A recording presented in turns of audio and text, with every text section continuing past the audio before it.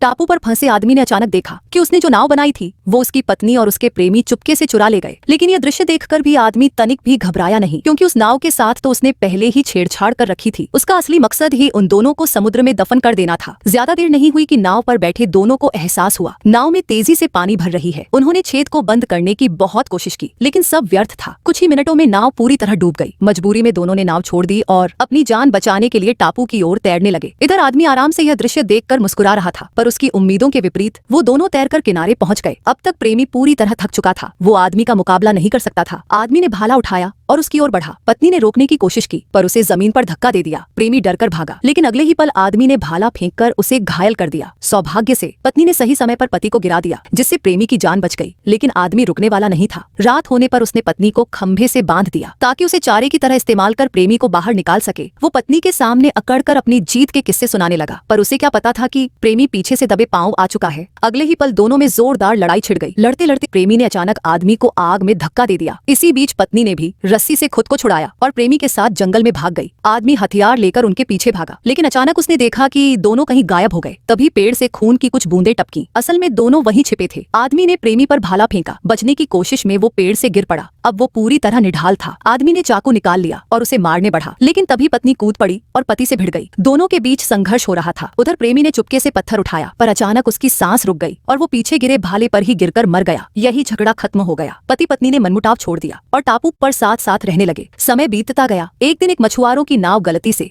उस टापू पर आ पहुंची। उन्होंने झोपड़ी में लेटी पत्नी को देखा और मदद की पेशकश की। औरत तुरंत उनके साथ जाने को तैयार हो गई, लेकिन जाते जाते पति का लाइटर चुरा लिया। वो आराम से नाव पर बैठ गई और खाना खाने लगी। उसी वक्त पति, जो समुद्र में मछली पकड़ रहा था, नाव देखकर खुश हो गया। उसने सोचा अब वो भी बच जाएगा। उसने हाथ हिलाकर पत्नी से नाव रोकने का इशारा किया, पर पत्नी ने चुप्पी साधे रखी। उसने पति का लाइटर निकाल लिया और आग जलाई। तभी आदमी को समझ आया कि उसकी पत्नी ने उसे धोखा देकर छोड़ दिया है। बेबस आदमी सिर्फ देखता रह गया कि कैसे नाव दूर निकल गई। लाइटर भी छिन गया था। अब वो हमेशा के लिए उस निर्जन टापू पर एक जंगली आदमी की तरह जीने को मजबूर हो गया।